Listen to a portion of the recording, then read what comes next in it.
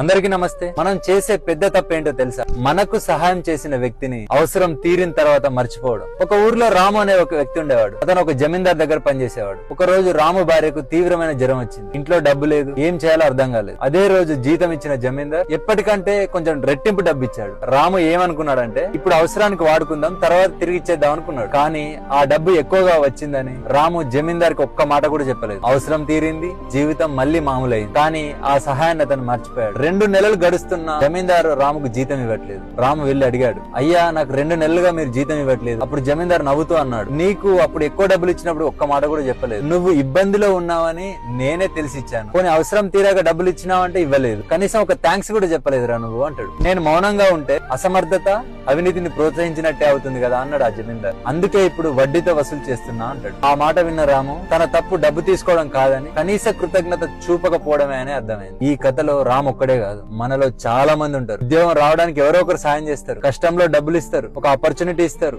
ఒక మంచి మాటతో జీవితాన్ని నిలబెడతారు. కానీ అవసరం తీరాక వాళ్ళని అసలే గుర్తుపెట్టు. థ్యాంక్ యూ అని చెప్పడానికి ఒక్క నిమిషం కూడా సమయం తీసుకో. గ్రాటిట్యూడ్ అనేది డబ్బుతో తీర్చే రుణం కాదు, గుర్తుంచుకునే గుణం. మీకు సహాయం చేసిన వాళ్ళకి ఈ రోజు ఒక ఫోన్ చేయండి, థ్యాంక్స్ అని ఒక మాట చెప్పండి. ఎందుకంటే గ్రాటిట్యూడ్ లేని సక్సెస్ ఎప్పటికీ సంపూర్ణం కాదు. Thank you.